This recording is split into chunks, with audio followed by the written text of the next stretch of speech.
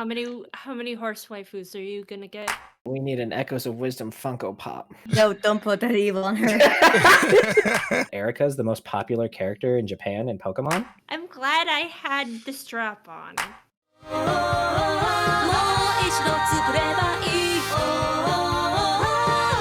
Action Smacchan. Hello, fellow heroes. I'm Action Smacchan, that 2-in-1 hero made up of a virus from the 70s and a guy who likes to play things. And I'm here with so many people. There's so many people here today. Of course, I have my pal Blue Infinity 22, but also we have two cute girls. Cute girl number one, choose among yourself who's that, and introduce yourselves. Not me. Bernaneta it is. Hello, I am Cute Girl 1. Also known as Bernaneta. Hello, world. And cute girl Nigo. Hi, I'm Mellie, or you can call me Moogie. Either is fine. I like video games and I like drawing. Yes, hello. Hell yeah. Yeah, she's a feel already. But yeah, welcome back everybody to the Hero Virus Pixel podcast, whose title I totally remembered this season. And we're going to start it off as we always started off with Blue telling us what he's played lately. So I did not end up getting into the Toho Spell Carnival yet because there's a archipelago event going on with 1,600 players. My gosh, you play video games with a lot of people, and it's not even an MMO. Yeah, and so I'm looking into it, and it's kind of interesting. I'll go more into it with something I'll bring up during the episode, but it's actually quite fascinating just how many different things are compatible with this thing and how many unique settings are compatible with this thing. Like seeing Fire Emblem Sacred Stones, Erica seizing a throne, and there's the light arrows for Zelda in there is like kind of crazy. Yo. So it's very fascinating. So I've been doing that, and then just doing a bit of the Pokemon TCG Pocket as well. Ooh, get anything cool? They started a new Venusaur event, and they're going to start another PvP one here soon. So, and there's supposed to be a new set, a mini set coming out this month as well. So, and trading starts in January. Oh, so you can't actually trade yet? Yeah, you cannot trade. Gosh, what a fake trading card game. Yeah. So that's going to be pretty fun. So just been messing around with creating decks and seeing where it goes.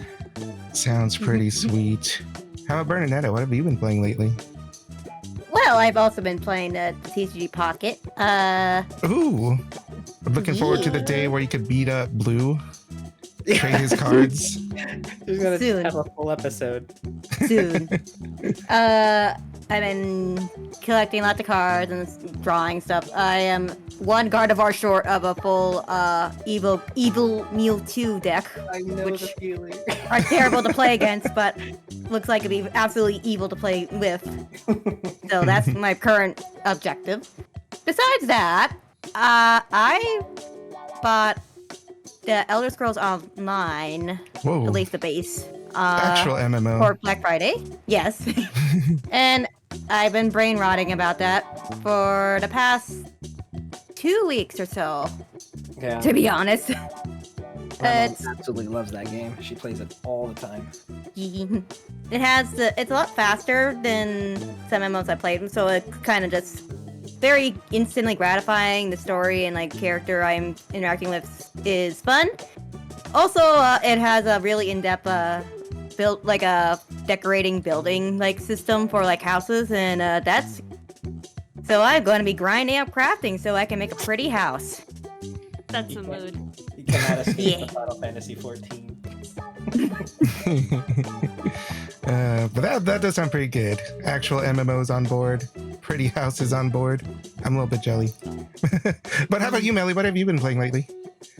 I've been playing Hollow Cure since the new update.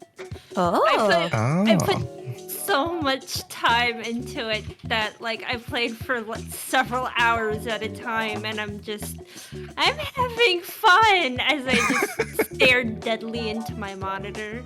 I'm just grinding the casino, grinding the levels, everything. And the grind That life. casino cheats. Yeah, but I'm having fun. I mean, that's the most important part. I'm like a terrible VTuber who doesn't actually know anything about VTubing or VTubers. Like, I only know 5 of them, and like 3 of them are y'all. So I'm not even a VTuber. you are today, Blue. I remember it was like in what was it? I think like 2018. People really wanted to make Vale a VTuber.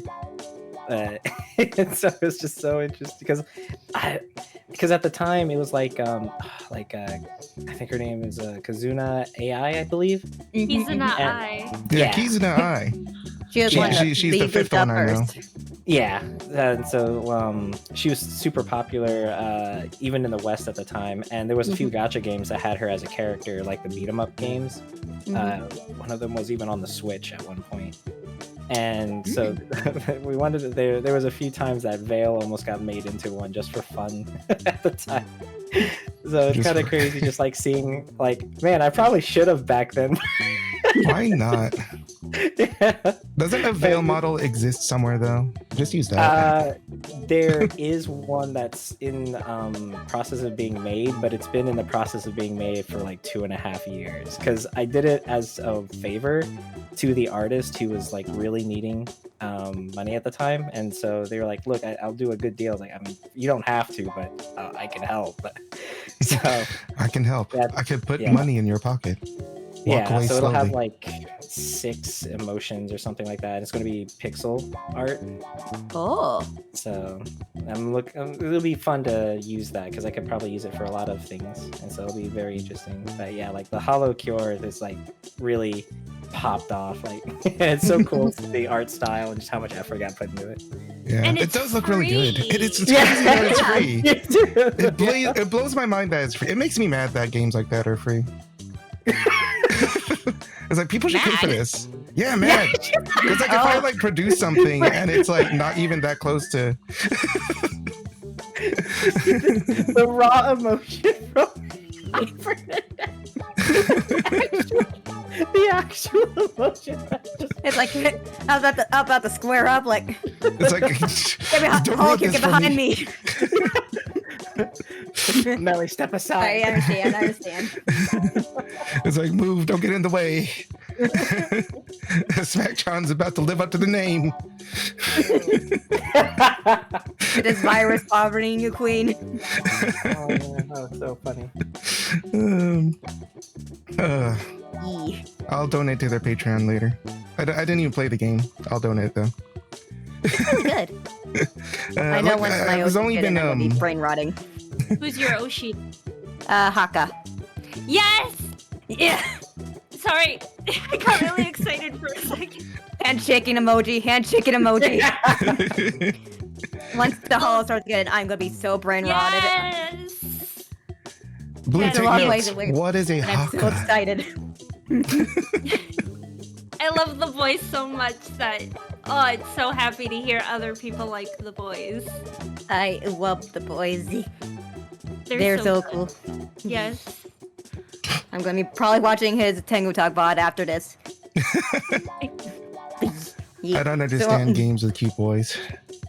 One of my greatest achievements right now is that I somehow got Flayon to follow me on Twitter. Yo, And so Yo. that's like my claim to fame. yo, that's I have Awesome. a Hollow Stars following me. Sometimes I feel down and I look at the thing and it says follow you and I'm like, yes, this makes me happy. You go having a search up their picture in it like a page. locket. Yeah. Yeah, it's Hell awesome. yeah. But yeah, was that all you were playing lately? Yeah, for the most part, and Phasmophobia with some friends because one of my friends just has gone into a rabbit hole. And every day at the same time he asks me, "Do you want to play Phasmo?" And just like, I guess. Yeah. Okay. Fair enough. It's fun to be scared together.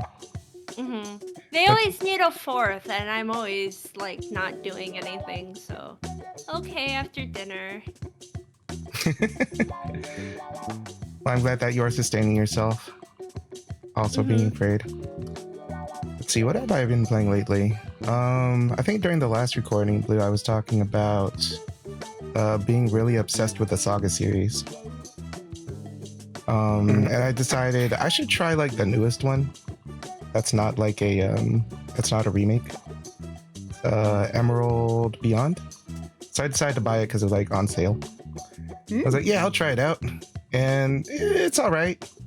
It's a whole lot more talking than I expected it to be. But that's not necessarily bad. I like an RPG with a story. Even though I'm, once again, one of those weirdos that actually like Final Fantasy 2 and the story's pretty minimalistic as far as dialogue. But Sometimes games are just fun, regardless of story. Yeah, I agree. But yeah, but the story in the Saga series, writing's pretty neat. It's just that the new volume of the story in comparison to gameplay within the first couple hours was not as gameplay heavy as I thought. But it is still a pretty fun game. I'm like still enjoying it. But I think the thing that I've been playing more obsessively is Reynautis, which is another game that I think has been reviewed pretty badly. Came out, I think, last month. And admittedly, it's not a very good looking game.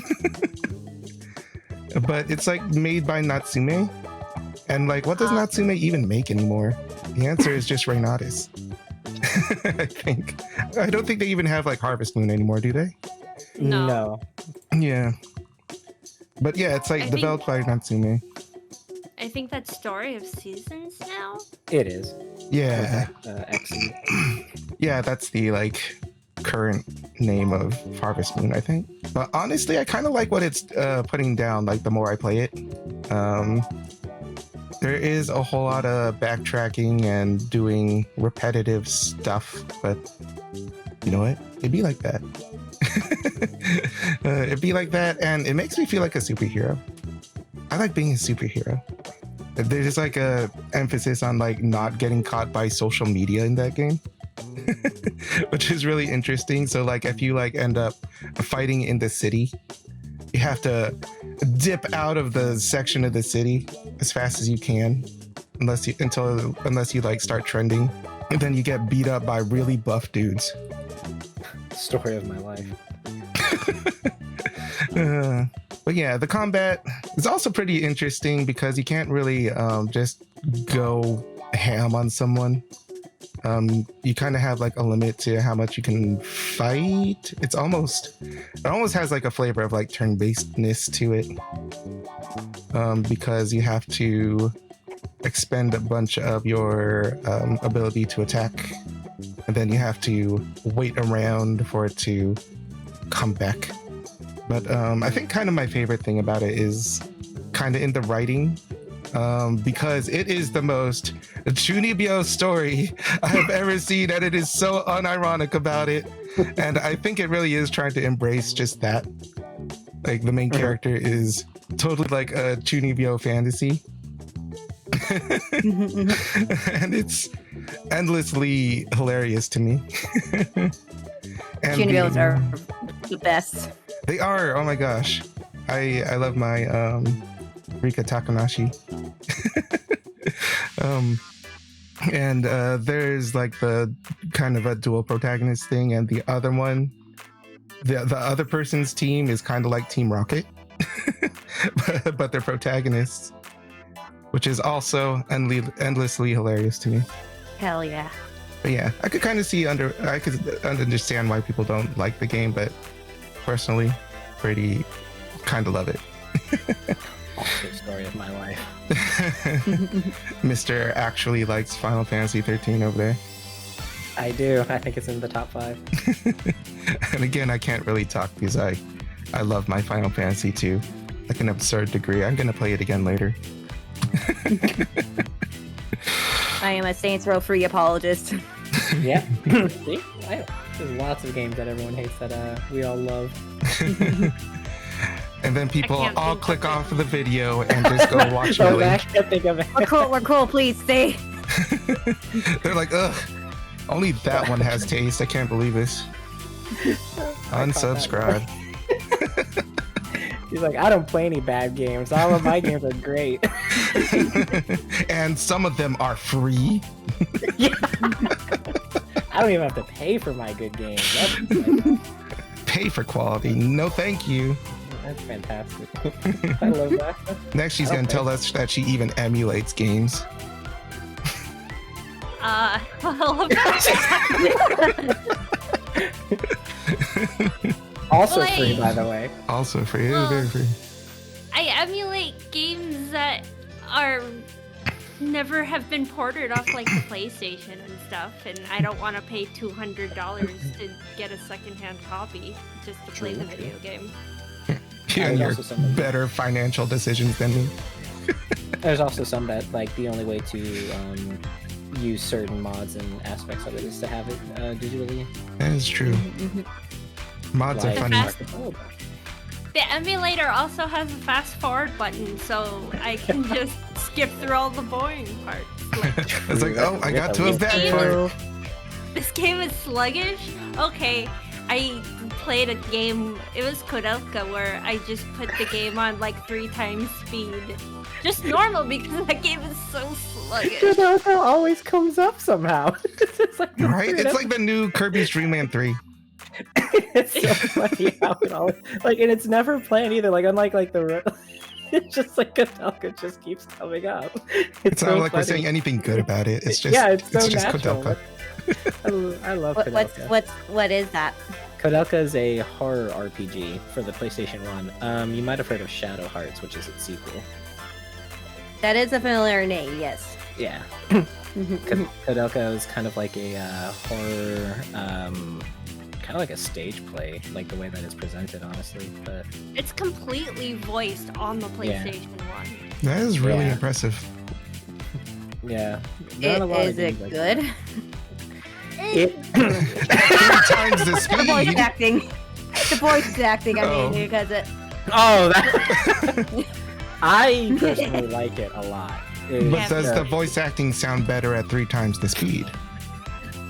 I don't know. the way that it's voice acted is kind of where I come from with the like stage play. Like you could really see how they're performing, like the way that they're delivering as well. Like you're sitting in an audience, like watching it on a stage. The way that they're acting, at least in my opinion.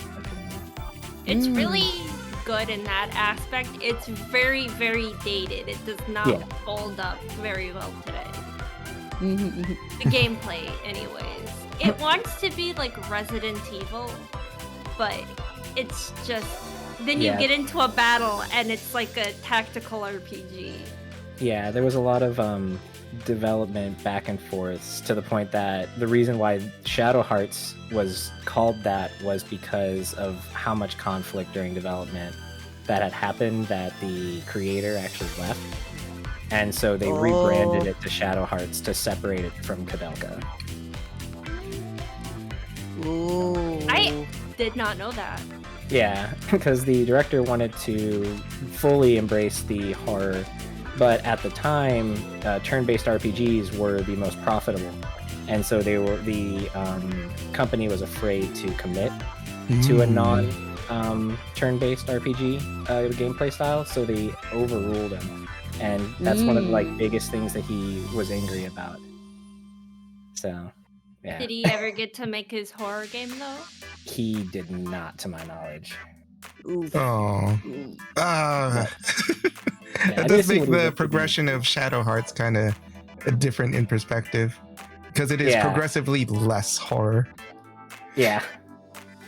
So, yeah, it's really interesting history there. There's is a really lot. interesting. There's a lot you can dive into, but yeah. So Yeah, and I did not know any of that. Yeah, thanks for the trivia there, Blue. But of course, I do like my Shadow Hearts trivia. Because I feel like I am usually pretty satisfying saying, hey, it's a thing that exists, did you know? I don't actually know anything about the game other than playing.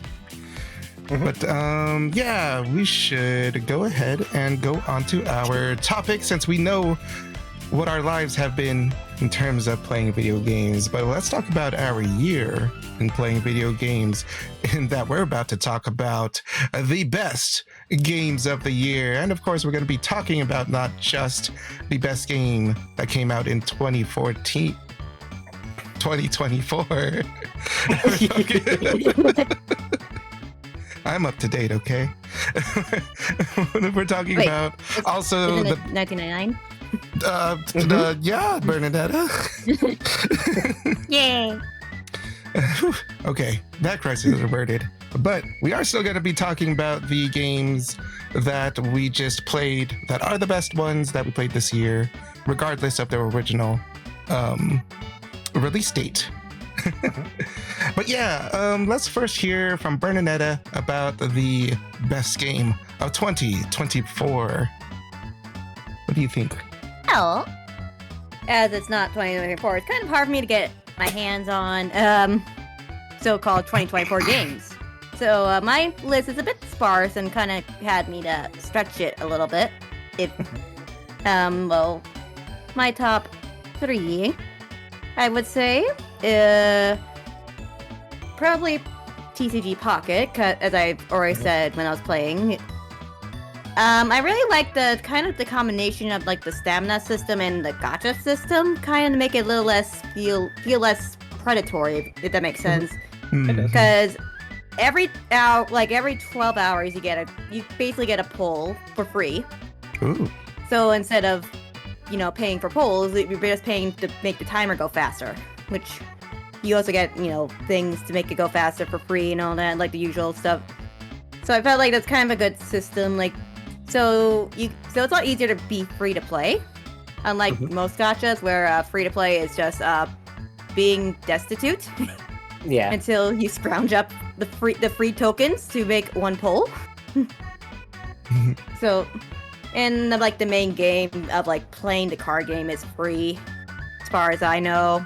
There's no stamina system, so you can just you play battles indefinitely. And it only keeps track of wins. It doesn't keep track of losses either. So we only get dubs here. Yeah, so during the event, the goal was to reach 45 wins for the highest medal. So, and you had 2 months to do it, and the losses don't count. And it helps a lot with the free-to-play system because decks can only be 20 cards, and half of your deck are going to be staples anyway. So with that, you can actually get half of those staples just in the shop for 1 ticket, and you get infinite a day based on how many are on your friends list. So yeah, it's very easy to get into, very easy. Within the first week, I think I had 4 meta decks, and there's a mercy system as well. Every card you get gets 1 point for the mercy system, and it's only 150 points to get a Gardevoir. So, and because you get 5 points every 12 hours at minimum, and every day at minimum you get 4 hours accelerator, you can easily stack up, and you don't even need to get lucky to be able to make. So, and it's very nice. And there's also every single one of your friends and some randos their polls will be recorded. So you can potentially also see what they got and pick, they have a card I want, I'm gonna get a chance to pick one out of that random 5.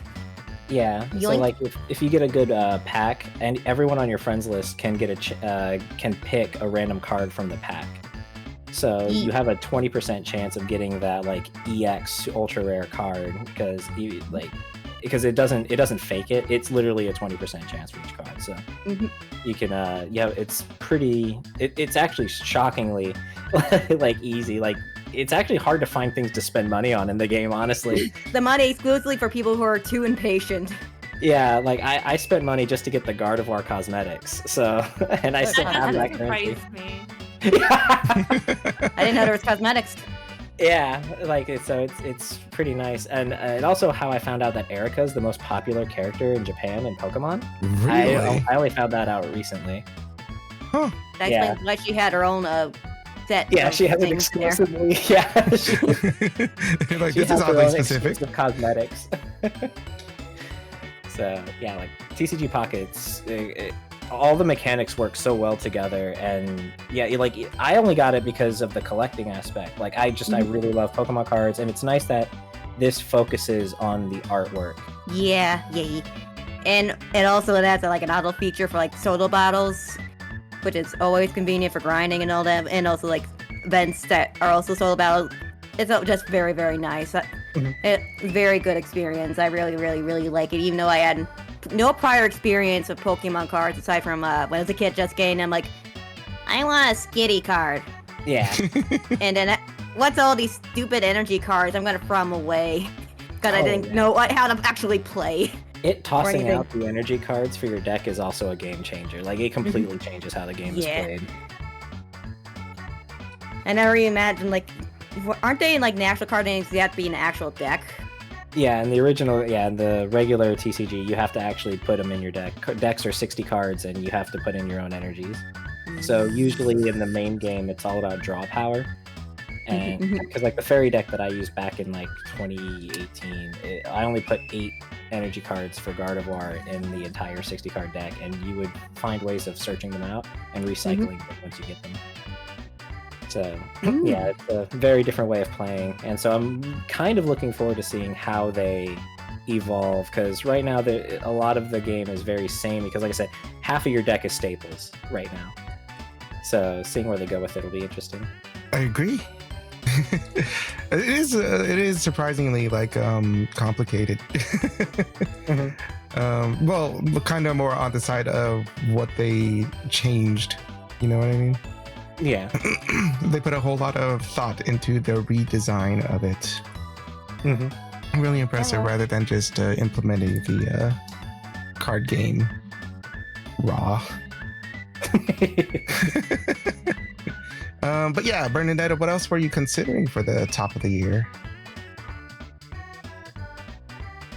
She's still My there. server, my server's connection is very poor. Yeah. That's fine. I'll continue my countdown just so I don't hold people up too much. Okay. My next pick is a game I was actually given it's free. It was given early access. Finding Cinderella. Finding It's Cinderella. it's a mix of a dating sim with like a social deduction game, like Among Us. Oh, ooh. So basically, you're an idiot prince who invited a bunch of eligible bachelorettes to your party, and you have like 3 days to get to know each other and find out who'll be your bride, because you need to get married. However, there's also an assassin, and one of these girls is an assassin, so you need to also potential matches saved. You have to sniff out and deduce which of these girls is the assassin. And it's like every night a girl will get killed unless whoever is being targeted is protected by you. Ooh. And so you have to juggle social deduction and also dating sim and getting a girl that likes you enough to say yes when you say, "Can we get married?" I looked up the game and the art is super cute. Yeah, it's really cute. It has also like cool animations and like how it's like framed and stuff. I was given it for like free early access, and I was playing through it, and it was really fun. Ooh, the early access. No, you're Is an that the idiot plot target.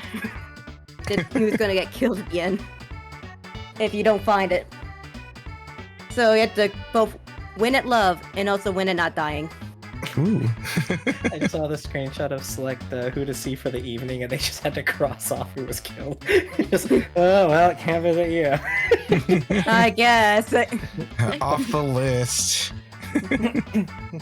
Yeah. So it's really neat, and it's free. So yeah. Yeah, it is. You guys and your good games that are free. I have to go live my life playing games that people don't like and pay top dollar. Might have to put as the subtitle for this episode, and on a budget. And on a budget. Not clickbait. Yeah, Not not clickbait. real. Not fake. 3 a.m. challenge. You would not believe what happened in a minute 20. Another one died from the assassin. Rip. The funny thing is, like, the girls don't know what's happening, so it's like, oh, where did so-and-so go? Like, but the funny thing is, there's one character who's, like, self-aware that she's in a video game, so, like, she's like, I don't know, I don't know. Weird, huh? Wow, it's crazy how another girl disappeared. Again. She's probably just sick or something. Probably that horse. Probably the horse. Horse did it. Yeah. There's And actually a horse. I'm just pulling that out of There's a horse girl. There's a horse girl? Yeah. Not a little horse girl, but a girl who likes horses a little too much. Yeah. Oh. Oh, They all so just- like the horse girl in your school meme. Yes. Yeah. Oh. She is very much into horses. Yeah. It is her character trait. Really I guess think it's not a lot- Uma Musume. A lot of this really does feel like a time capsule from like the 2016 era. I Maybe like even it. though It's cute. Yeah. Yeah. Around the time like DeviantArt, Tumblr, and all of that was still like really big, and like the memes that were around for like early YouTubers. Like it feels Mhm. a lot of the like a lot of the stuff. It feels like it from just like what I'm seeing. Yeah. Let's see. Did you have any others that you were considering there, Bernaneta? I was gonna say my third one, just to top it up the third, and it's kind of a stretch because, like I said, I did not play very many games that were released this year. So my third and final pick is Planet Zoo's Zookeeper Pack DLC. Oh, DLC. And Was it a it's free kind of a DLC? stretch. It's kind of a big stretch. However, it has the Palace's cat Mhm. and the Corduary's Sifica. And they're both really neat. Those are definitely No, words I know. Corduroy's Sifica. Corduroy's Sifica is that big white lemur that Zubumafu was. Oh. that- Anything. It does. And Palace's cats are a big furry cat, wild cat. They're a little bigger than a house cat size, but they're very, very poofy. They look grumpy, and I think they're cute, and that's why I like it. There's also other animals like speckled bear and stuff, African jaguar, and yeah. I feel like I've seen a lot of people talking about that. I want to say it was recently. Like, I do distinctly recall hearing that title and it being talked about, and I was like, I wonder what that's all about. It's like, is this Zabumafu? Which part? The white lemur thing? No, the DLC for that game. Oh, the Yi. So I've only started playing Planet Zoo very, very recently. I'll discuss that later. But so I've kind of been out of touch. But apparently, they've been thinking DLCs have been the last DLC for like the last 3 years or something. Whoa. They're like, this is definitely the last DLC. And then it just keeps coming, and then this is the latest last DLC. It's like the Hayao Miyazaki DLCs. Yes. Yeah, because like the game's been around for like a while. Like it's like 2019, I think. But like, yeah, it gets lots of expansion. Like it's not like a unknown game. Like even just on Steam, I think it has like 70,000 positive reviews. Like it's Wow. like, yeah, it's Basically took up the empty space that a Zoo Tycoon left behind many years ago, and then parked itself very comfortably. It's made by the same people who made Planet Coaster, who so it's like why it's filling that niche. So yeah. I didn't really listen, but yeah, that's a DLC that I like, and it also has cool animals. Not crazy about the decorations, because the decorations are just like a festival theme. But you know, you never know when you need to have to make a tent in a zoo. just so everyone knows, the update was free as well. Oh, okay. Yeah, On a I budget. think they had an anniversary that Yeah. the free animals, but the Zookeeper pack is paid. You have to pay Yeah. 10 whole macaroonies. Yep. Now we're getting bougie. Yeah. you too. As for a big puppy cat that looks kind of silly in every picture. Let's go. All right, so Yeah. we know what our candidates are for Bernaneta, but what is the verdict? What is Bernanetta's 2024 Game of the Year? TCG Pocket. Let's go. It's just so quality for. It does this really quality adaptation of a card game, a gacha game, and it's on the go. Very convenient, very nice. I'll have to add Bernanetta so we can send each other a shop ticket every day. Hell yeah! Send me the code. Let's go. Send me.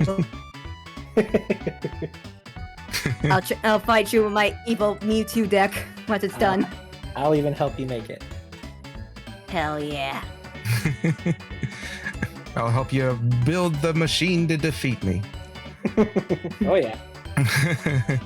All right, well, Building a petard to be hoisted by. I'm gonna die. I'm in danger. But yeah, That's thanks for that, Bernadetta. Very cool pick. Pokemon is timeless, and the TCG is as well. Let's go ahead and move on to Blue. What are your candidates? And of course, the verdict. So the games that came out this year, Super Mario Wonder, definitely Ooh, on there. Oh yeah. Yeah, it's was a lot of fun, really interesting. The art style, like the updates that the game got, really did kind of point out a lot of the, I guess just one easy example to point out exactly what I'm talking about. Entering a warp pipe is completely obvious. Some of the shortcuts, I guess, or like reuse, or the kind of how stiff everything's gotten with the Mario 2D games. Like entering warp pipe is, he's just looking to the side going down, whereas in like Mario Wonder, he like jumps up, falls in, and his hat comes off, and he reaches back out, grabs the hat. oh, And every character has a unique animation for that too. Like Yoshi will go in, peek his head out real quick, and then go back in. And like the elephant form will have trouble getting in and have to force himself in. Like Princess Peach jumps up, pushes her dress down, falls in. Like just like the personality, like the clear amount of time and effort that they put in for all the animations and the life that it gives. Like it really is like a spectacle just to watch, like even without having to play, which is something I can't remember which developer specifically talked about it. I want to say it was Nintendo. But there was a developer that I was listening to once that talked about how something that is never really thought about is the audience around the person playing. Because like I know growing up that it was that was like a distinct thing where like friends, family, or even people who don't really play games, like they like watching you play, like even before like streaming was like a thing. And so they were like, what about the experience of the person watching as well as the player? Like it can be something fun and interesting, and Super Mario Wonder really does kind of play into that, because like the visuals are just so good in Wonder. Like getting a Wonder Flower and just seeing what happens, the world transforming, an entire opera like suddenly happening when you grab a flower. Like it's so fascinating. And then being able to have 4 players simultaneous, or even having for the first time online play, like it really is like an experience that I think would get really good in updating and like going in on Mario. And so I do hope that they do more with it, because like it really was a good time. yeah, totally agree. Because like for one thing, it feels like it's been a while since we've seen like a totally new 2D Mario side-scrolling platformer. Yeah, they reused the Mario Wii Yeah. U, and then Luigi U, and then the Switch Deluxe U. Yeah, and even the 3D world, even though that's not, like fully a 2D game, still kind of had like a really similar feel to them. But yeah, Wonder definitely felt like a whole new current generation revolutionary experience. Them adding abilities in it was interesting too, like equipable abilities. Like you could turn it into Mega Man with the wall kick. Yeah, and I did that and messed it all up. And my little sisters have really enjoyed it. Like it's their first 2D Mario game that they really sat down and committed to.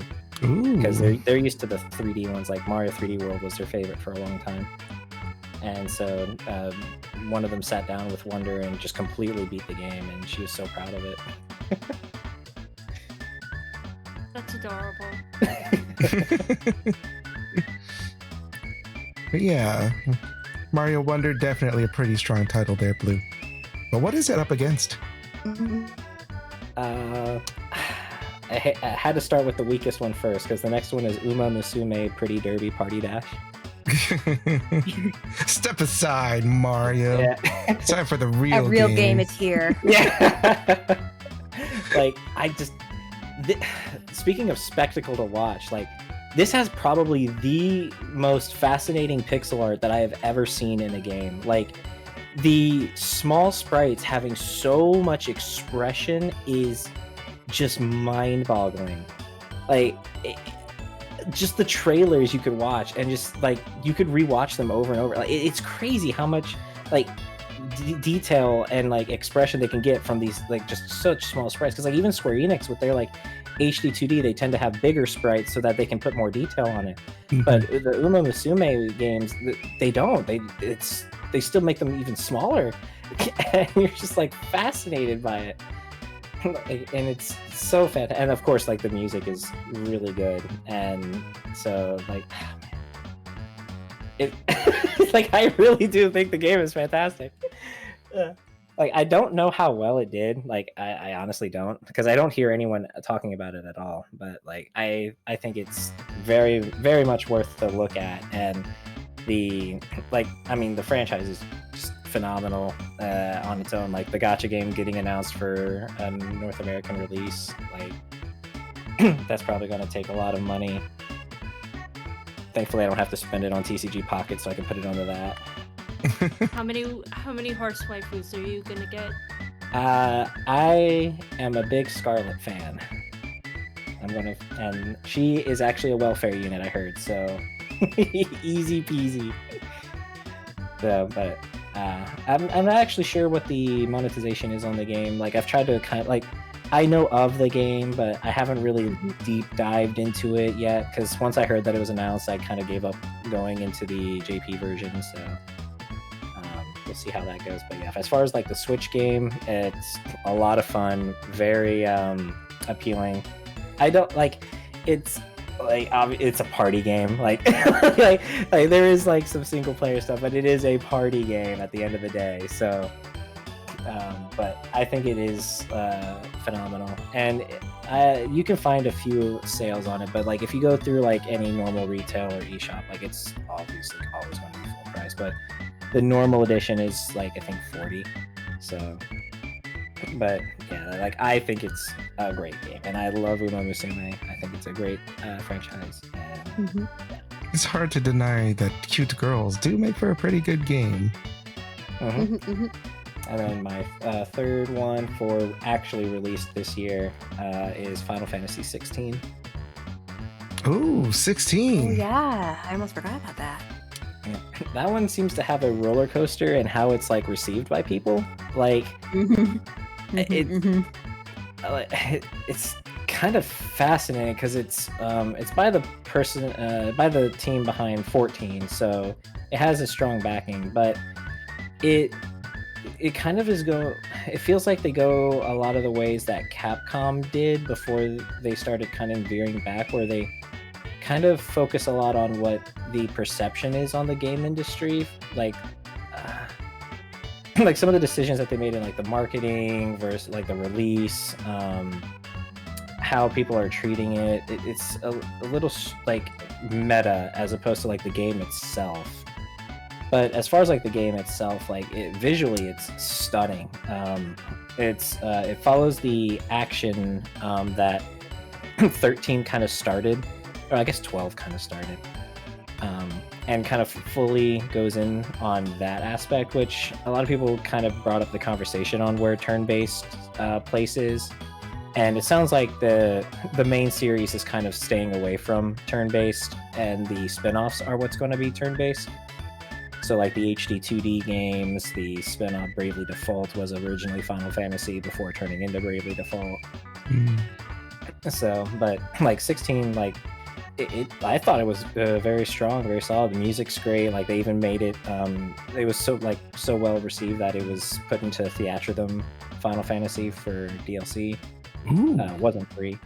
But yeah, like I see opinions mixed on it nowadays, but I do know at the time it was very well received, and then slowly people started going like they're like, I guess maybe they saw a popular YouTuber like kind of say it's actually not as good as you thought, and they're like, you know what, I think you're right. I think it wasn't as good as I thought. It's like, you know what? I don't know if I like this guy's text.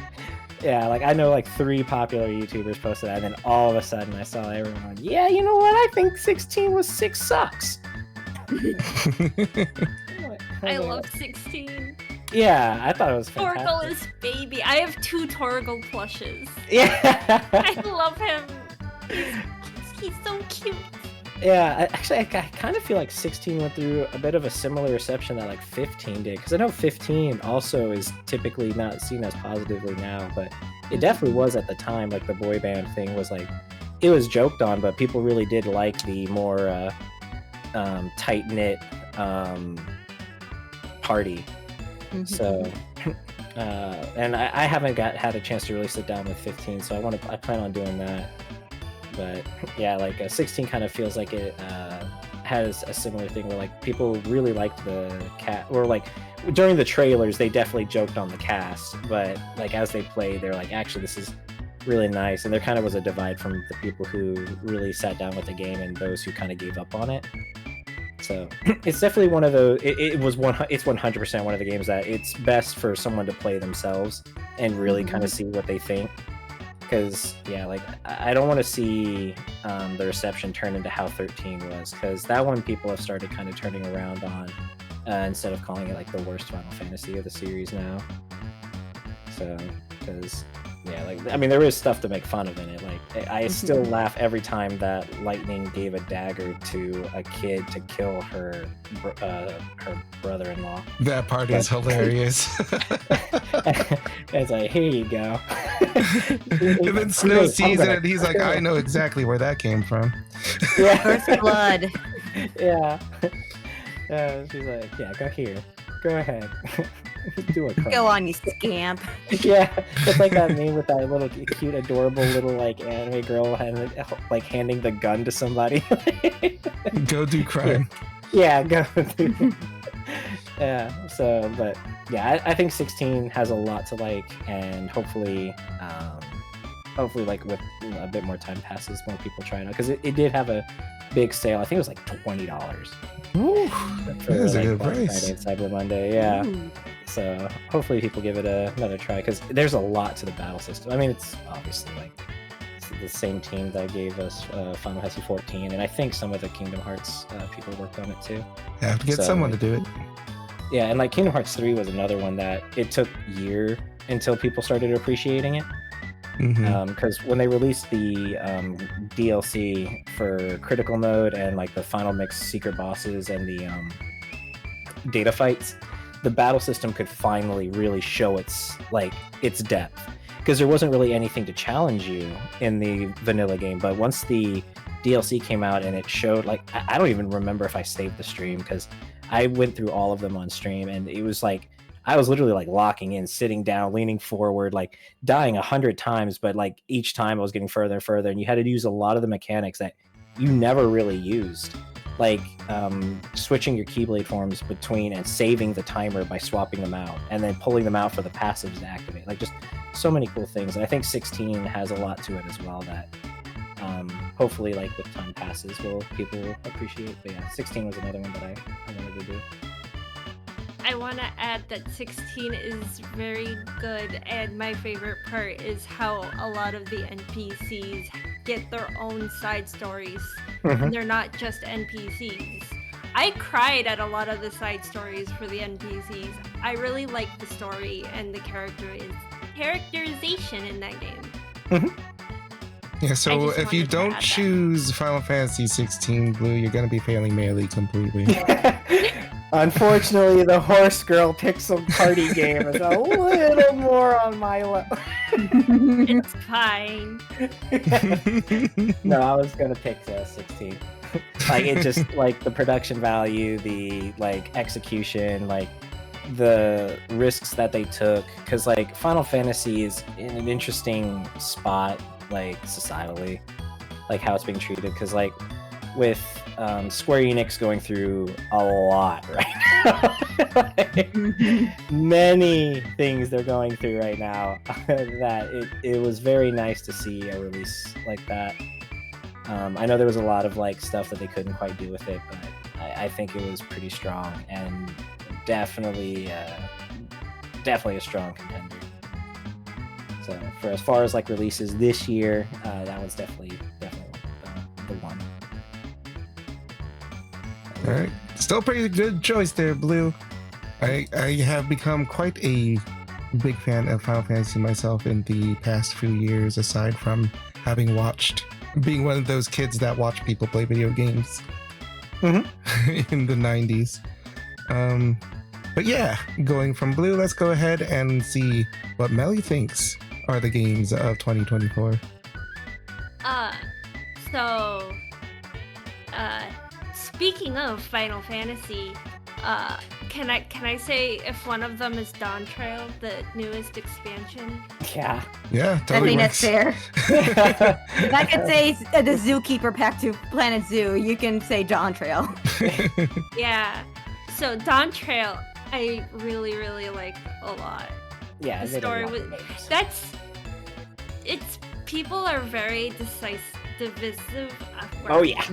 Yeah, they're That's very definitely the one. yeah.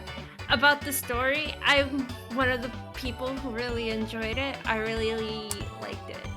And I cried so hard at like near the end of the story because oh my god, I almost shut off my game because I didn't want to play anymore. It was just too sad.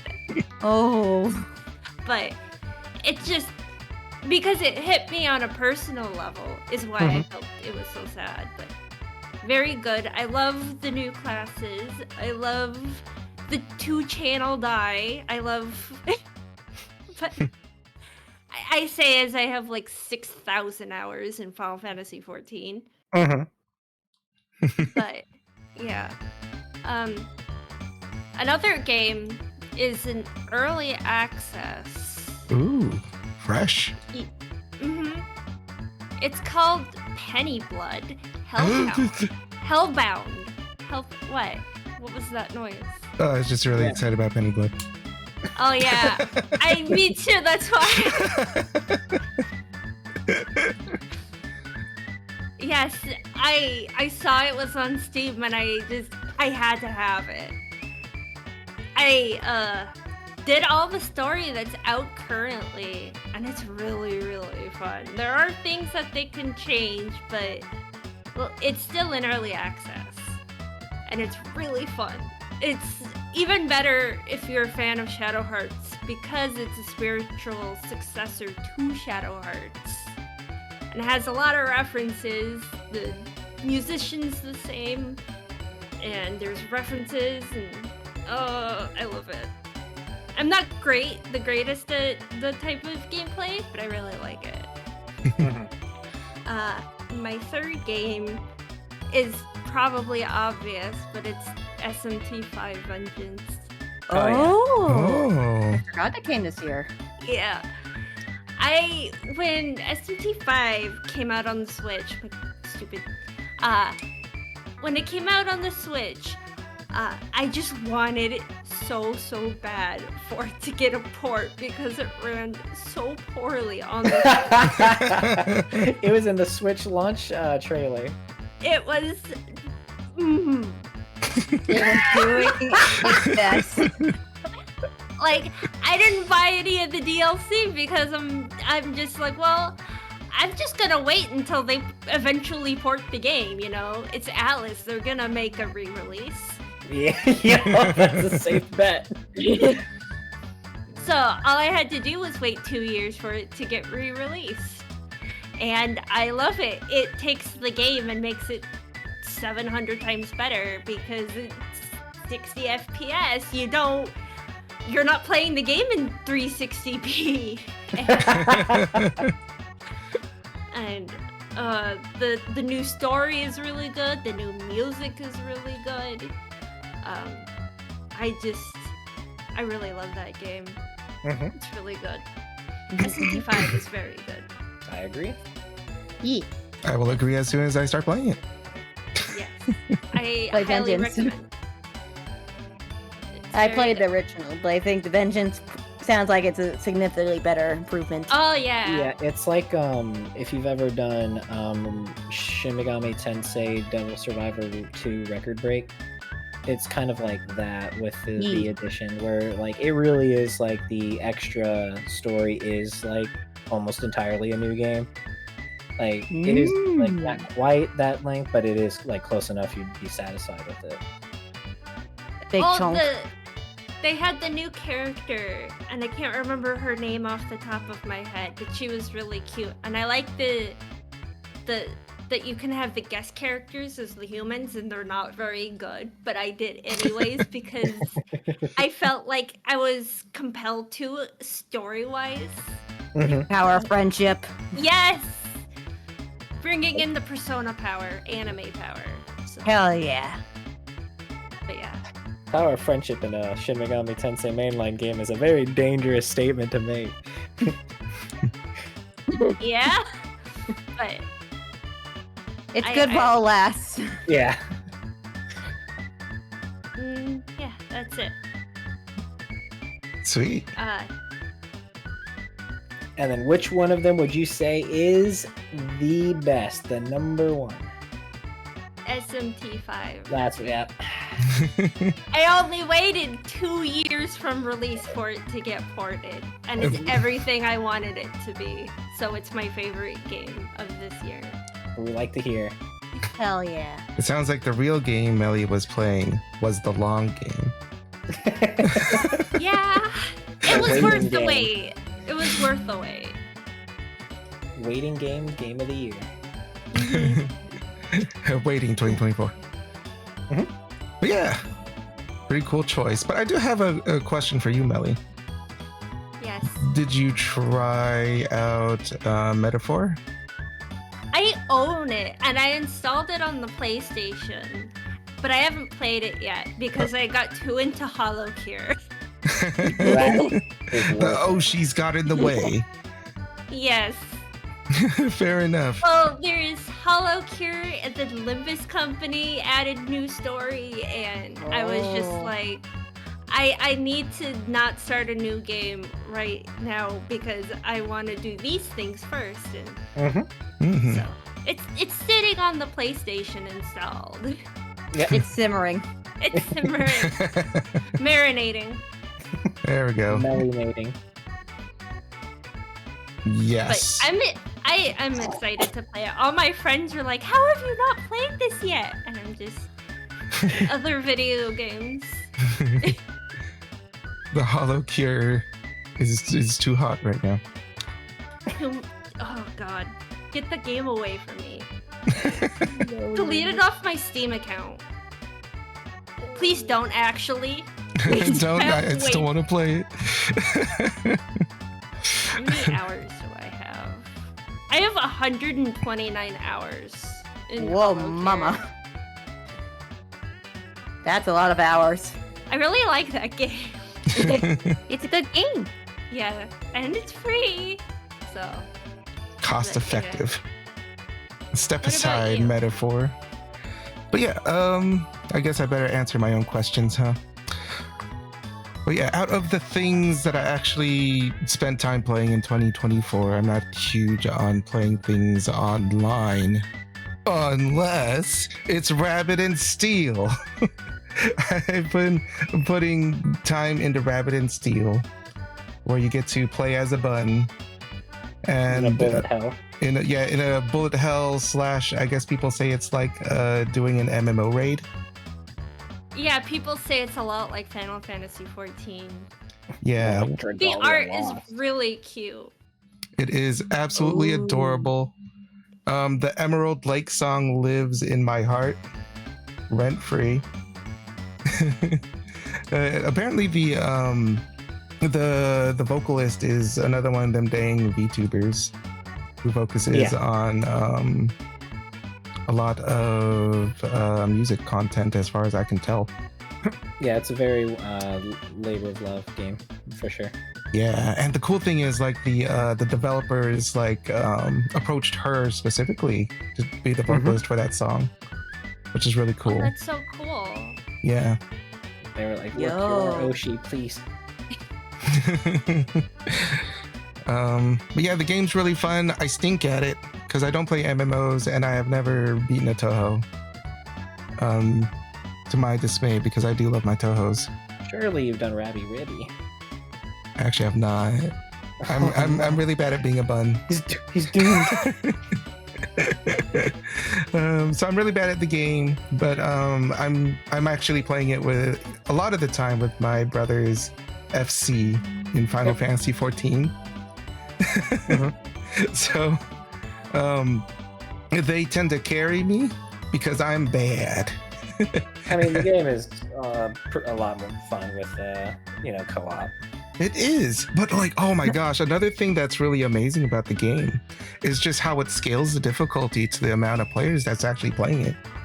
Like they changed they completely changed the balance of all the stages, all the phases of the bosses. So you kind of have to like learn different moves if you're playing with like just 2 people versus 3 and like 4. I'm like, oh wow, this is different from when I'm just playing with my brother. With everyone crowding together. Yeah. Can you get each other killed? Can you put Yes. AoEs on top of each other? Absolutely. I mess up a lot of people. You'll have like a kill zone on top of one character, and then you have to try to avoid running into everyone else. I will grief friends. I am that person. PvP enabled zone. saying that. PvP enabled zone. Yes! It's like, no one is safe when I'm here. If you play a video game with me, it's a PvP enabled zone. She's like, I love raids, by the way, in 14. Did I mention that? Dragalia, we lost the raid. We are the Dragalia Lost. Mellie, take the game seriously. Yep. No, kills you. Please, we're Don't dying. tell me what to do. I tried very hard. You don't pay my sub. Yeah. Yeah. It's like, but it's so cold. That's why I gave you a sweater. Yes. You always bring up the sweater I gave you in the game, and I forget every time, and then you bring it up, and I remember, and I'm like, how do I keep forgetting? It's a forget-me-not sweater. Yeah, it's the season. Yep. So yeah, Rabbit and Steel is very good. Rabbit and being Steel. 4-player co-op is fantastic. The class system is nice too. Yeah, it is. It's just that I have a hard time getting classes because like you have to win to get them, and I don't do that. Not normally. It lets you practice with the ones you have. And you know what? I am a heavy blade. Very first class you get. Heavy blade, heavyweight. Yep. For that carrying that everyone has to do on their shoulders. Yep. Oh, I also want to add that I do have the heavy blade bunny makeshift plushie. Oh, perfect. Freaking adorable.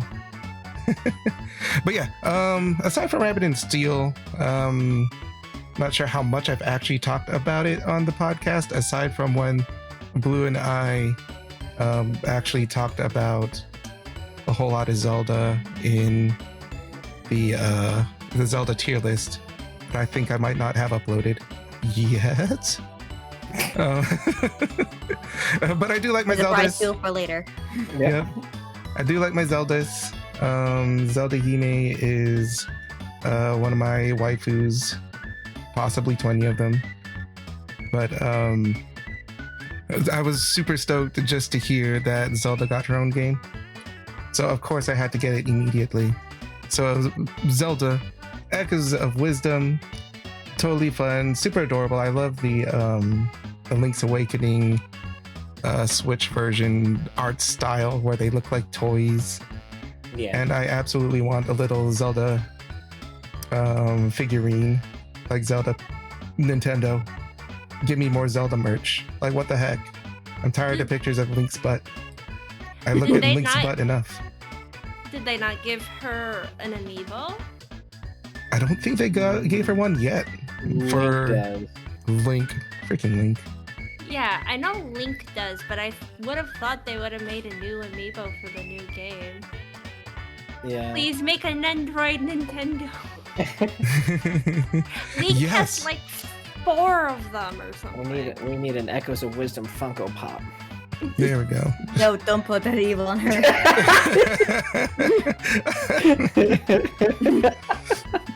But yeah, Echoes of Wisdom. I've only played it for an hour, and that hour was absolutely the amount of time that I spent streaming it. Pretty much exclusively to Blue. Game into your speed run. Yep. But I also I would be remiss, absolutely, to not include this third one. Blue Reflection and Kirby's Dream Land 3. No, I'm just kidding. Those games didn't come out this year, unfortunately. But what did come out this year was Touch Detective 3 Plus, the complete case files, which includes the never westernized release of Touch Detective 3, but also bonusly packaged with Touch Detective 1 and 2, originally released on the DS. I have waited. Oh, my gosh, I think we were in high school. That's a Had to little have more been than like 2 years. Yeah. So Game of the Year, Oh my the god. waiting game. I remember this game. I went to go look it up. Oh my god. I forgot this game existed. I never forgot. Oh, is this that girl? Yep. Mackenzie. He's so cute. I love the art You know, never heard style. a game. It's so like weird, kind of goth, kind of, but also kind of. It's just like creepy cute. I think is just the best way for me to describe it. Creepy cute, and it's just a touch point and click adventure with really creative stories. You kind of don't really know what to expect from it because it does look kind of childish, but it does use its creepiness to create a pretty interesting tone where they are able to tackle a little bit more serious things, but it never stays away from being mostly surreal. And it's a good time. And this series has never been expensive. I don't think this one was very expensive. I don't think I even looked at the price when it came out. I just saw just put it in my hands.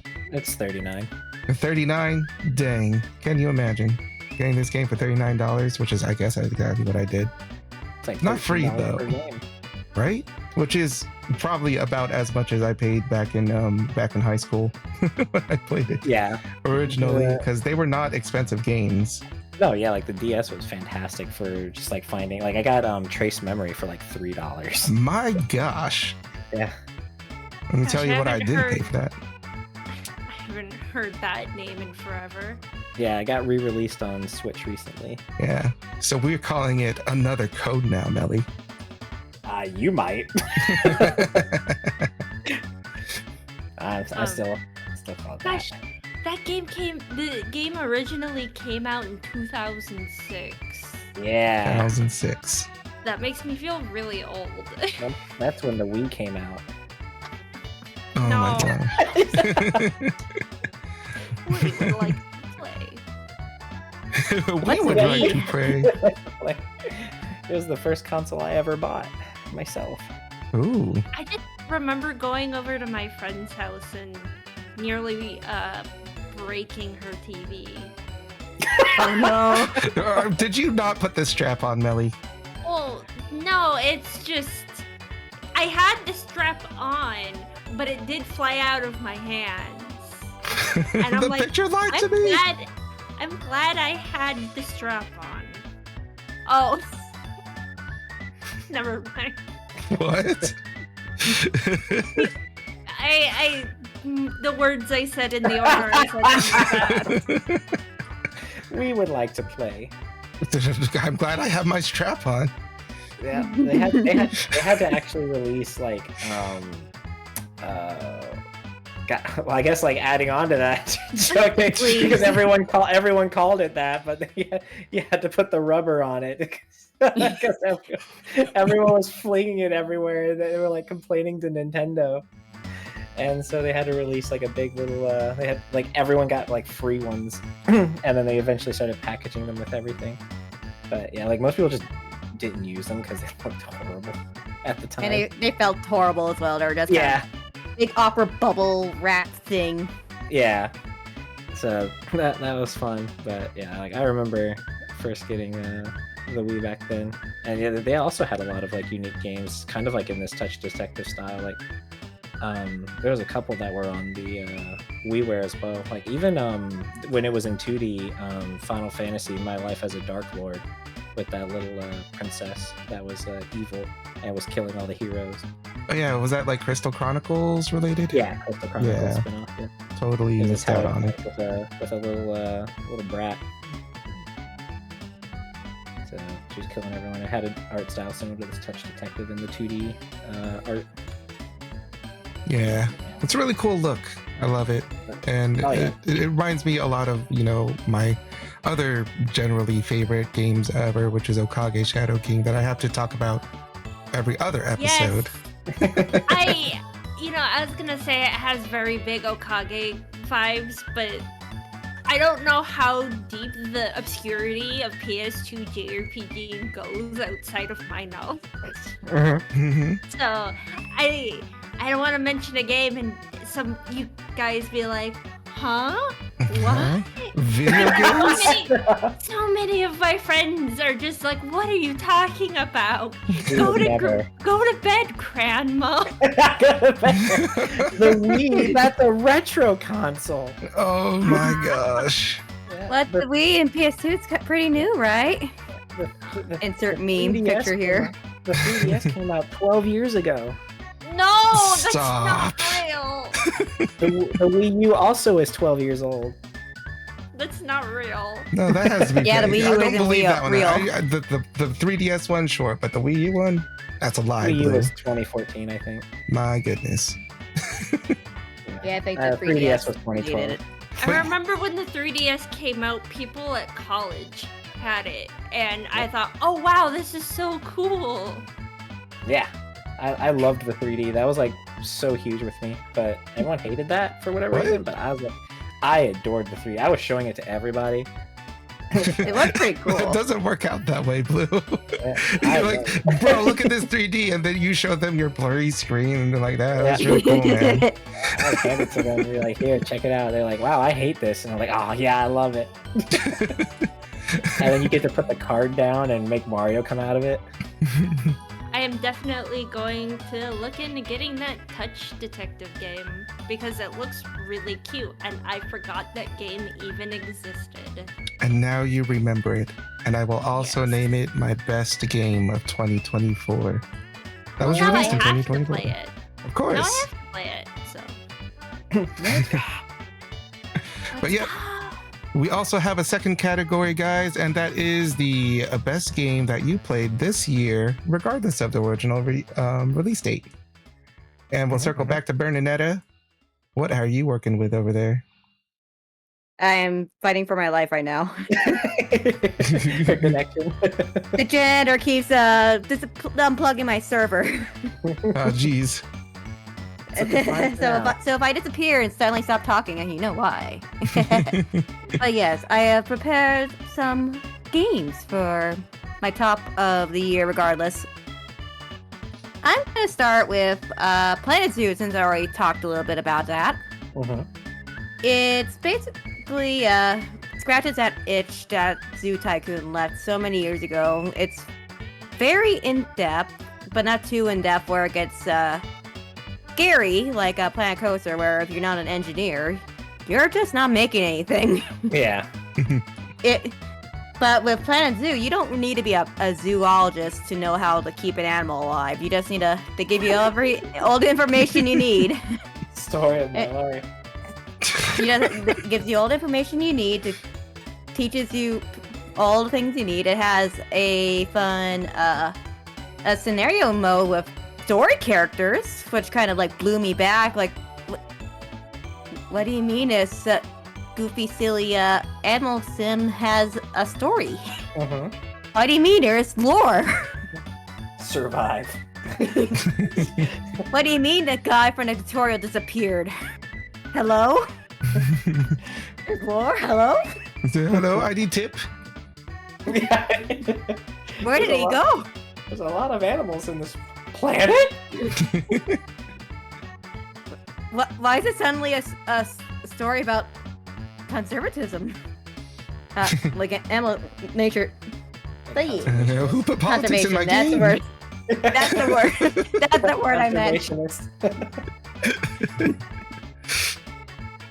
Unfortunately, there was no dictionary left in the planet. So... It's all zoo. Yeah, Just all zoo all the time. That's the only planet it needs.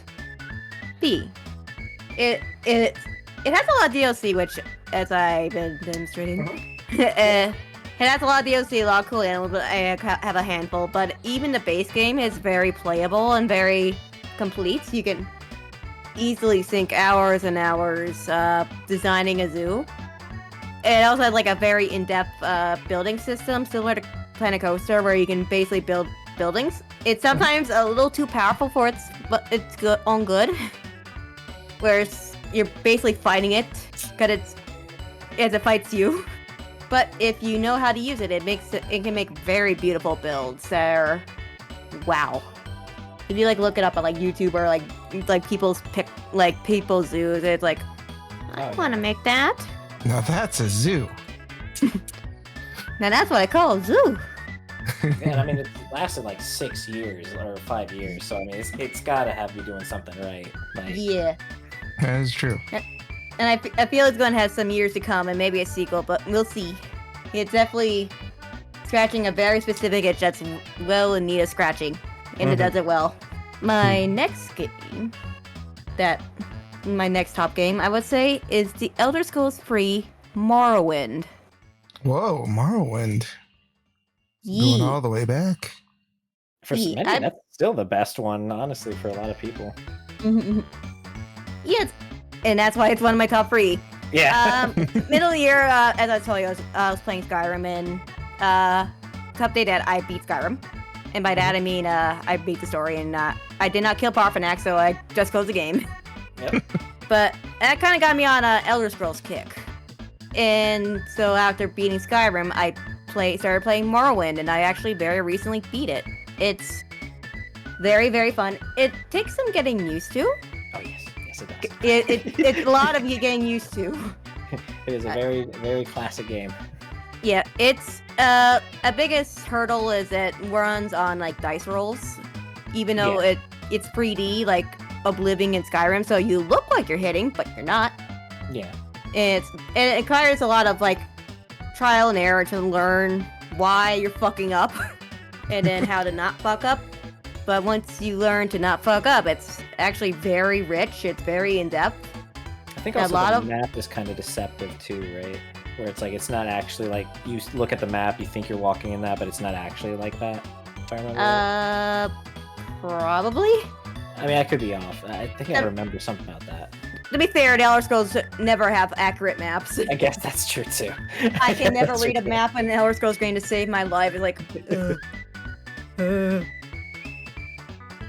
so I just do my best, and or use the USB or the wiki. Yeah, the wiki. And I use that a lot because it does not have point markers for like quests or fast travel. So, but besides that, it's very rich, very good story, very rich, very good side quests and like side routes and like guild quests and stuff. Lot of ways to become a uber god juggernaut, and also a lot of ways to have just silly goofy fun. Bernaneta the Juggalo. No. I think it's the chorus in Skyrim's theme comes from Morrowind. Yeah, I believe the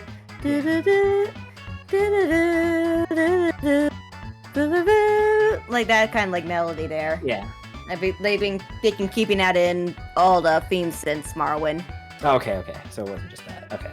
I believe it's in Oblivion as well. Like the kind of like the melodic.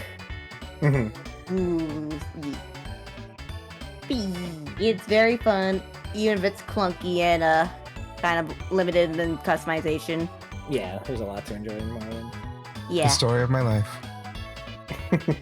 I wanted to do it too, Blue. It works. It works. Just like Morrowind. It just Functional. works. It just works. Like how it stealthily reboots your Xbox when you're not looking. And my third choice, kind of a toughie. I feel like kind of like doing back-to-back Elder Scrolls, so Okay. it feels kind of cheap, but at the same time, I have been brain rotting the Elder Scrolls Follow Online. your heart. But Yeah, like you gotta follow your heart. If it's enjoyable this year, absolutely. hell yeah. Yeah, we won't judge you for how old your scrolls are. They're very elderly, With and they're wisdom. also, but they are online. Comes with There. wisdom. So I've been kind of avoiding it at first because, for one, there's like, after the Skyrim, people got shit on it because, it's not, the usual Elder Scrollsy complaints. And also I avoided it because I thought it was subscription-based, so I was very pleasantly surprised to learn it was not subscription-based. Wait, it's not. Wait. What is You can that? buy it, you can just buy it and you have it. And you can buy each expansion individually. What is my mom paying for? There is a subscription fee as well that Oh, okay. it's basically like a bonus subscription, but if you don't want to do that, you can just okay. buy it That's what she's piecemeal. doing. Okay, I was sitting here like, hold on. I'm getting conned by my mom. No, you don't understand. I have to pay the subscription. I was like, Bernaneta just... Okay. Cracking his case wide open. Yeah. She's just looking me right in the eye. Okay, go on. You have to wake up. The game hasn't been subscription based in 20 years. Oh my god. Where It's not am your I? fault. Ooh, alright, that was good. But it does have a subscription that gives you all the expansions while you have the subscription, and also bonus goodies. Okay. But if you don't want to do that, which I don't, I hate Yeah. subscriptions. Subscriptions give me hives. Yeah. So you can just buy a piecemeal. That's what I've been doing. I've been playing Dunmer's Sorceress.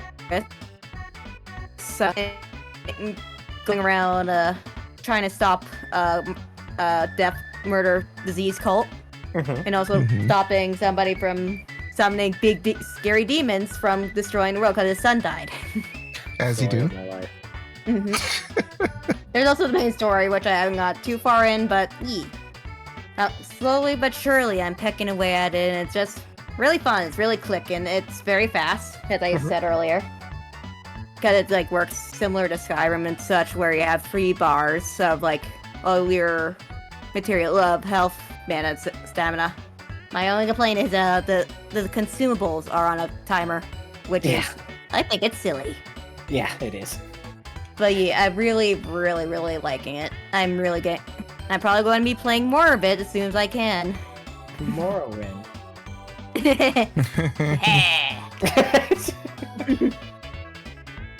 And for my all-time favorite, Mm-hmm. It's the best game of the year. yes, gotta give it to Morrowind. Ooh, okay. Oh. It's the big classic for a reason. Yeah, I can agree with that. And to be fair, I haven't gone far enough into ESO that I can say, oh yeah, this is the game of the year for this is my game of the year. Because but you know I'm liking it. It's like I got everything I ever wanted on Morrowind. Like, yeah.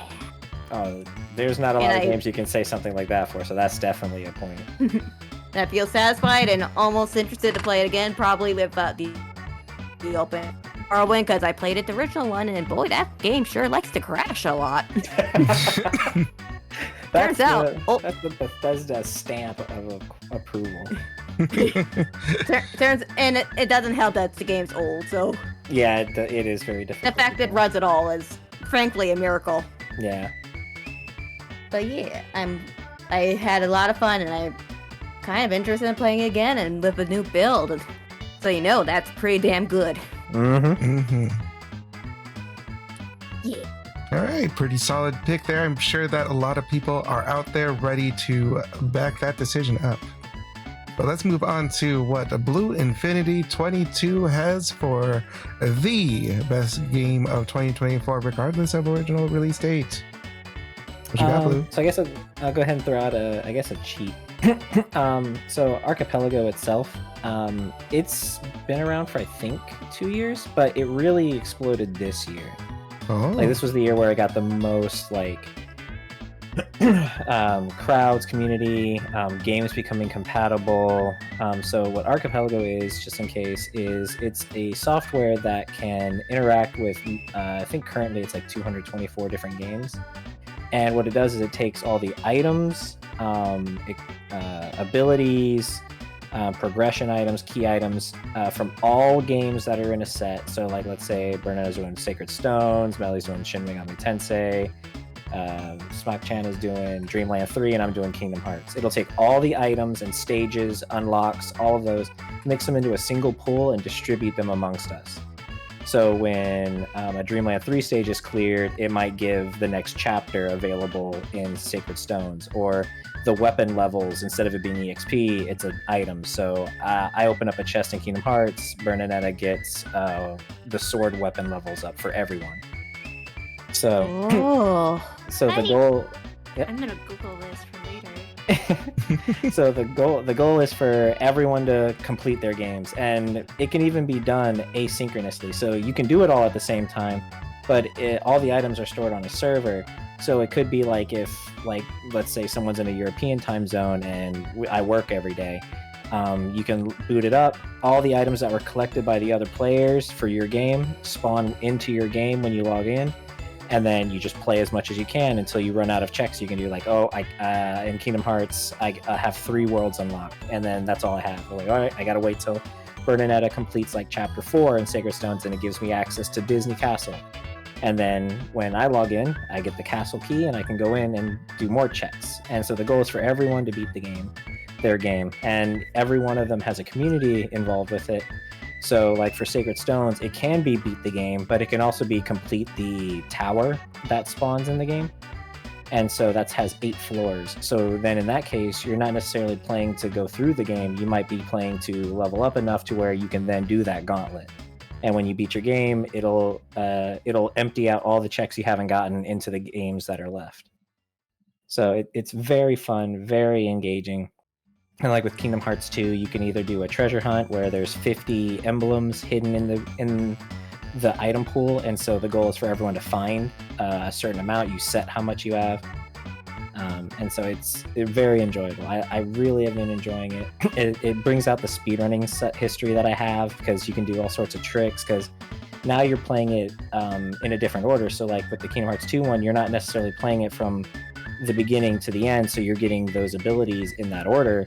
You might start with a completely different set of abilities, and so using the tricks that you've learned, your muscle memory, knowing the enemy patterns, you're able to do unique strategies that you might not be able to normally. And so I got into it because of Ocarina of Time, which has a lot of tricks and glitches and strats you can do, but a lot of them you typically wouldn't use in a normal speedrun because it just wouldn't come up. Like there's one where you can glitch in fire damage on your sword. Well, normally you already have the fire arrows, or you don't need fire until the end of the game, so it never comes up. But in this randomizer, you might use it to do some skips that you wouldn't normally. So Archipelago as a game software, like it's just been so much fun, and I've really been enjoying it and like playing around, and it's bringing new life into games that I haven't played in forever, like Sacred Stones. Like I wanted to get back into it after watching Bernaneta, and then seeing that it was compatible with this, like starting with Erica as a healer instead of a lord is very interesting. And still, when you hit the chapter where she upgrades, you can choose to have her upgrade into it, or you can decline it and keep her as her random class that she got at the start. So it lets you use classes you might not have thought about, and it keeps their base stats too. So yeah, it's interesting seeing some of the stats that they normally wouldn't have used getting used. So yeah, I think it's a mention because it's definitely the thing I've been spending a lot of my game time on is different games like Chain of Memory, Sonic Adventure 2 Battle. I've been doing Ocarina of Time, Sacred Stones, Paper Mario, Kingdom Hearts 2, Kingdom Hearts 1. So just all sorts of different games. I've had friends doing a Resident Evil 3 remake, Resident Evil 2 remake, Dark Souls 3, Dreamland 3, StarCraft 2. One of the most popular is Stardew Valley. That was one of the most popular ones. So yeah, I wanted to mention that because it's definitely what I've spent the most of my game time on. The other one that I wanted to mention was the Great Ace Attorney Collection. I played that. I had it since launch, but I finally played it this year. And it was very good. I can definitely see why many people consider it the best of the franchise. Fantastic, right? I will say, though, that if I had played it not in this collection, I would have a very different opinion, because that game, the first game of that series, apparently ends on like the most abrupt like ever. It is shockingly short, like disgustingly short. Like I was sitting here like, you finish the tutorial and then the credits roll. I'm like, what the fuck is this? They stopped me mid-objection. Like, it was baffling to me because I'm sitting here like, oh wow, I can't wait to see like how we use these mechanics later. Like, this is fantastic. And then the credits roll, and I'm saying like, are you serious? And I actually searched 3 different news articles just to make sure I wasn't fucking crazy. Like,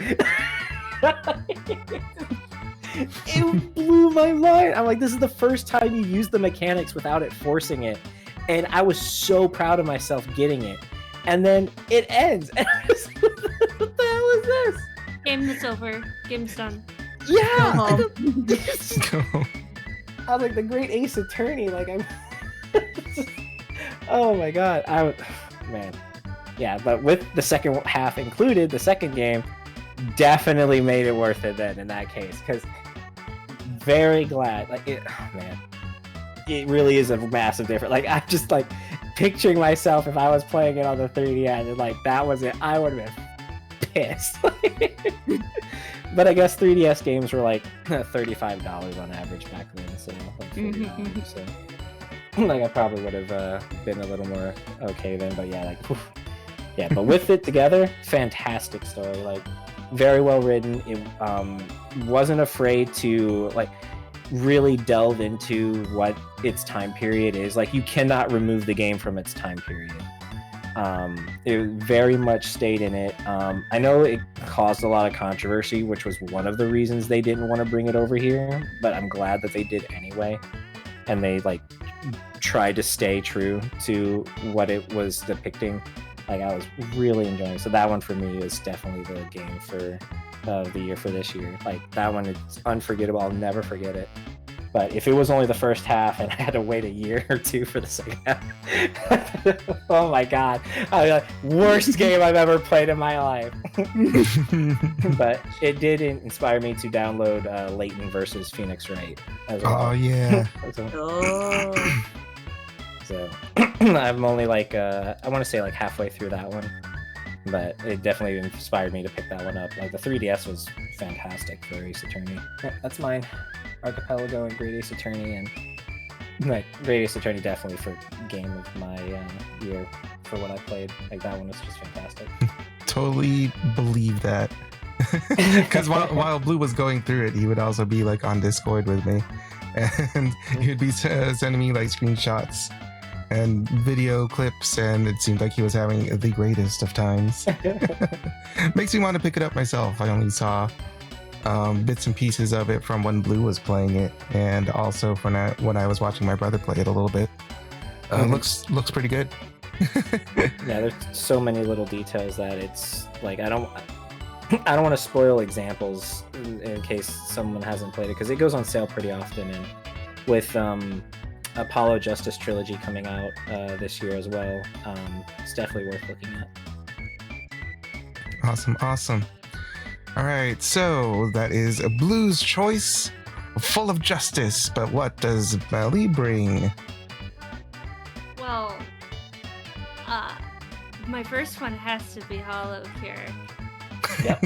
You all right? His that game is just so fun. And it has so many characters. Plus it has Marine Sencho, who's one of my favorites. So. Have you tried the fighting game one too? No, I haven't. I'm not very good at fighting games. That's okay. That's not what it's about. Yeah, really. As It's long also as free. as long as it has cute girls, I don't really mind. Mhm. I'll Me play- too. You gotta have cute girls. It's the important part. Yes. I love an entire cute girl that comes with the game. I downloaded Girls Frontline 2 just because the characters were cute. And then I rolled and didn't get a character that was cute, so I uninstalled. Tale as old as time. Yes. You don't give me cute girl, I don't play your game, I'm sorry. Mm-hmm. So I say is my next game is SMT5. Hey, There's cute girls there. Yeah, I was gonna say there's several. Yeah, my favorite girl is Mothman. And Hell yeah. but yeah, that was a lot of fun. But my last and my favorite probably is Libis Company, because I've been a big Project Moon fan for years now, and I love Lobotomy Corp, I love Library of Arena, and I love Libis Company. I love the story. I've read the novels and everything, and like Leviathan and stuff. And oh my gosh, when they in the news chapter they showed off characters who were in one of the side content, and I'm like, yes, yay! I'm like geeking out, and probably half the fan base is like, who are these people? And I'm like, I read this small little short story with this character in it, and I'm so excited. And the gameplay is fun because it's hard. My friends called me a masochist because I like to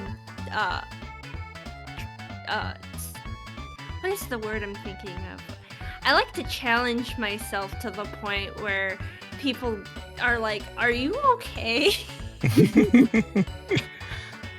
And so I'm like, yeah, I'm having fun as I sit here and try to fight a boss for 2 hours straight. But then you beat the boss and you get a rush of dopamine. Oh, you're really gonna like the whole archipelago thing then on games that are compatible, because you can really customize stuff to make it so insane that if you were like, I don't want to play with you, you'll never find my items.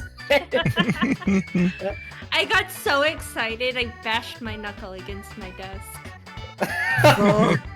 I can't believe you just broke your desk in half like that.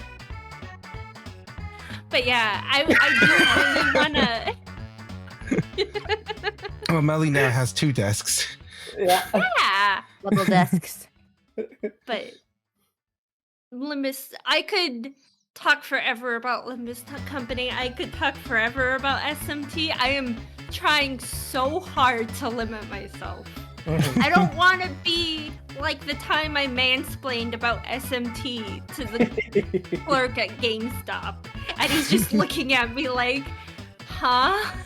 And I'm like, well, vengeance is this and that. This is how it's different from Persona. You have to use this demon with this skill to do the best damage against this boss.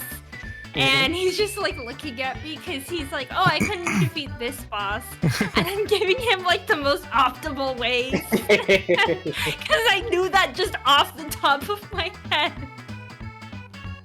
I'm not okay. That's the Shin Megami Tensei experience. Mm-hmm. This is why my friends are worried about me. Because I go too overboard about things that I like. So No, it's good. I have to tone it down. You don't. Passion. Just go all in. She's gonna have a little Become dog, one though. with the I'll Shin make a little- Megami Tensei. Become vengeance itself.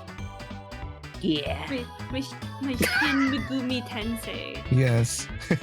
But It is nice though, that Shin the main line is getting a lot of Megami attention. Tensei. Shin Megami. Shin Megami Tensei. Yep. oh, but I love vengeance. I love the And also the night. game. yes.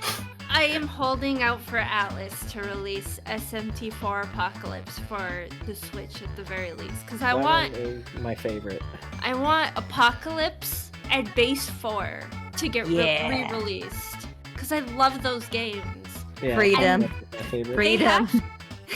They have to take 4 and give it the battle system of Apocalypse, and then Yeah, 4 I mean- would be the best SMT I'd ever. like it, but at the same time, I feel like it's part of its identity. Like, also, At least do the system where you can choose your partner. yeah. At least you have to have that. I'm so tired of Walter. Yeah. Walter, Burrows. please leave. Walter DNI. I want a little burrows on my smartwatch. That'd be so peak. Yeah. Dogdo is such a fun character. Oh my Oh, I god. love Dogda. I want to get the DLC and Vengeance just so I can get He doesn't have his original voice, so I don't know if it's the same. Oh no. I need my. Oh, That's even okay, the 0 point, out then. of 10. 0 out of 10. Yeah, like his voice really made it. But oh man. And then The voice acting Toki. is so good. And Toki And- was my favorite. I love all the characters. Yeah, it was People very really hated the story in that game, but I actually really liked it. good. I did too. It's also Same. the only mainline Shin Megami Tensei game I speedrun. I didn't know you could speedrun that game. It is by the most loose definition. I think it was like 14 hours, but I did it. Oh, it is very long, very difficult, and you do not do well. Yes, you can technically speedrun, but it's like an optimized playthrough. Sounds like Mellie's already on it with Mr. Yeah. GameStop guy. Yeah, she's got the strats already. The most difficult part is planning out the fusions. That's usually where the most difficulty comes from. Yeah. I remember playing Persona 3 on the PS2 and having to use the fusion calculator. Yeah, and you would have to like especially in the speedrun, we would have to reset a lot for that because you can't choose what gets passed on. So you do a lot of resets. But yeah. Look at Dark Ages. Oh my god. Sitting for like 2 hours straight in the Velvet Room. Circle X, Circle X, Yep. Circle X. And then you're like, oh, I finally got that skill, but then you back out because you're just so used to hitting Circle X. And I'm like, oh my god. And I turn off the PlayStation. Or they have they get the one skill, but also one you really, really don't want to have. Yes, oh my gosh. Oh, I'm having like anger thinking about that when I was in high school, just dealing with that. Anger flashbacks. Yeah, Anger bathroom. flashbacks. Pro tag, let's just go to the bathroom. I do like Go in pee out Reload. my stress. I do like in Reload that you can still use the bathroom. Yeah, even though there's no purpose for it now, they removed the reason for it. Yeah, but I still use the Yeah. bathroom every time I go back to the dorms.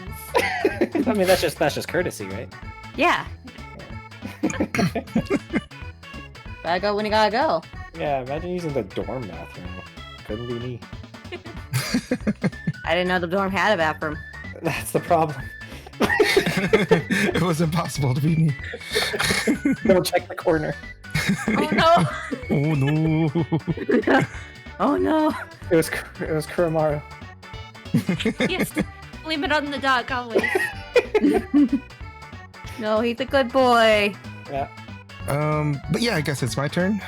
Mm-hmm. All right. Well, I kind of played a lot of games this year. I went through Dragon Quest 4 through 6, and all of those were pretty awesome. I really liked 4 especially, I think. I even played Lost Odyssey. That was a hard game. I didn't beat that game because I have like ADHD problems and I played like several games halfway through. But oh my god, I love Lost Odyssey. That Totally game was underrated. so fun. Yes. I was just talking. Right? Yeah, I was talking about Lost Odyssey with somebody yesterday, actually. And I'm just like, yes, Lost Odyssey, yay. That GameStop employee's like, stop coming back here. Just buy the games and go. Yeah, you don't even buy anything anymore. You just come back here to tell. I'm lonely, please, Mr. Please. And stop using the corner. We have. We have. Go to the Panera next door. Where's your GameStop? It's connected to the Panera bread. Or Subway. He's like, I wish we weren't connected because now she could just eat while here. Oh my god, she'll never leave. Oh my gosh, she's taking out the steam. Yeah, And there's a magic store on the other side. Oh my god, there is! Like, actually. She never leaves. Please, man, we haven't sold a game in 10 hours. You won't move. Well, let me tell you about the strategy in SMP4. The best way to defeat Minotaur, right? Yep. But I don't actually know. I haven't played that game in too many years. Hope you don't have Walter. Yeah, I hope you don't have Walter. But yeah, Lost Odyssey was really good. You had to really come up with those strategies, or else you will get bodied by a worm in the desert. Yeah. Oh my gosh. Very beginning, it's like a huge It's fight. very, That very thing blindsided me. It's very SMT in that the beginning of the game is very unforgiving. Yeah, it's the hardest. Many people, that's one of the hardest fights. It's just because you're so prepared for it. You're not prepared for that. Jansen is not ready for it. Jansen is the best. I've drawn fan art of Jansen. He's my favorite. He is a card. But at the end of the day, no matter what I choose, it's always going to just go down to Blue Reflection. I played Blue Reflection this year. Blue Reflection Second Light. It's one of the greatest sequels ever made. you get even more cute. You get an entire party of cute girls. My gosh, Ooh. and they only get better.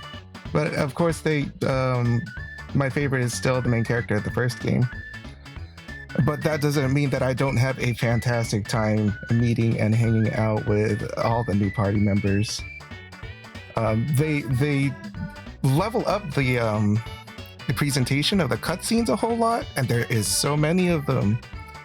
Like I don't usually like crafting in video games, like RPGs or whatever. But I love crafting in this game because crafting gives me an entire cutscene. An entire cutscene with voices and cool camera angles, and I get to look at the cute girls, and I'm all like, I need to make more things. I need to make more things. Oh, hell yeah.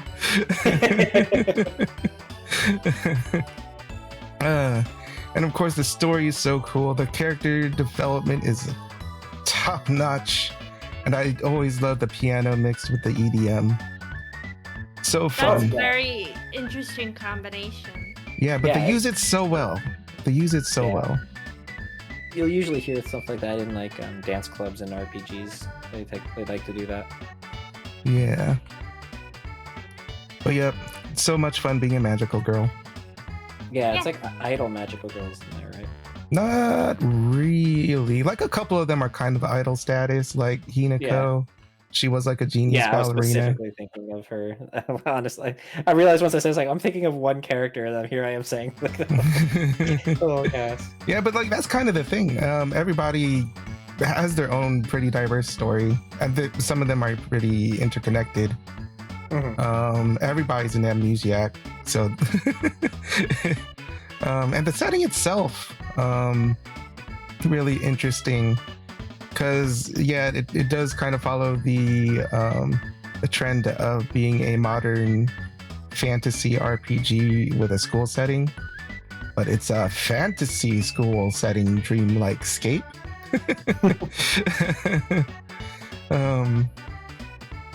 So figuring out the mysteries of that world and then learning about the characters and their backstories, super cool. And the continuity of Blue Reflection is always really cool because there's the two games. There's the mobile game that is not out here, so I haven't played it and I'm mad about it. And also there's the anime. And the anime is its own story about that gives you even more information about some of the characters in Second Light. But yeah. Obviously, I'm gonna choose Blue Reflection, even though I love my Dragon Quest. I loved Lost Odyssey.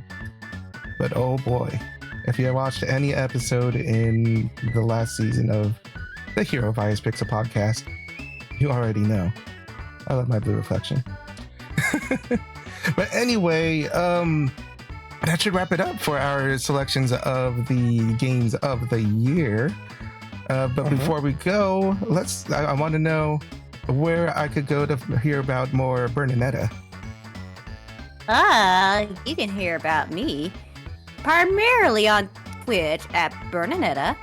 I stream every Monday and every other Tuesday. I post my schedules on Twitter, formerly known as X, formerly known as Twitter.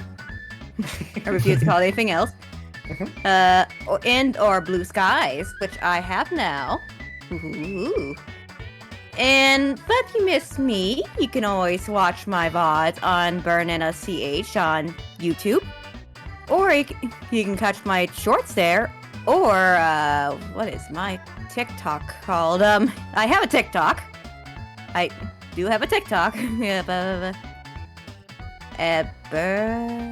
VT on TikTok. Sorry for the lack of cohesion. So yeah, those are all the places you can get all the Bernaneta you want. Yeah. And where does the GameStop guy have to avoid?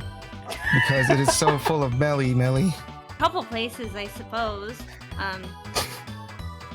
Twitter is one. Twitter, formerly known as X, formerly known as Twitter. I'm at Sweets Parade. There is my main art account, and that's just what I've been using. Because also on Blue Sky, It's the same. I've been trying to migrate over to Blue Sky as well because I like it there. And I have a Tumblr, and I can't remember my Tumblr right now. And I don't want to open my iPad, but yeah, I have links on my Twitter. So, but yeah, I primarily use Twitter, and then I'm like, oh yeah, I have a Tumblr in this site, and I upload them all at once every like 4 months, and I just art Yeah. dumps. Yeah, those are the best. Best day of the year. And of course, if we need more Blue Infinity in our lives, where can we get it? Twitch and YouTube at Blue Infinity 22. I've been trying to stream some of the larger archipelago ones. Like I did a 220 player one, I think like a few weeks ago, and a couple of asynchronous ones. But yeah, we'll see what else I get up to there. All right. And of course, if you had fun watching this podcast on YouTube, you could go ahead and action smack that subscribe button for the Pixel Smacchan channel. And if you wanted to hear me listen to talk about tokusatsu, probably when I decide to actually upload on that channel because of time and whatever, you can go to the Action Smacchan main channel at youtube.com/@Action Smacchan. I do have social medias, but I'm a hack at social media. Don't follow me. Oh yeah, if you liked the podcast and you're listening on Spotify, you should rate it 4 stars because that's what you're supposed to do on Spotify. And anyway, thank you all so much for being here, and I will see you in the next Smacchan Pact adventure.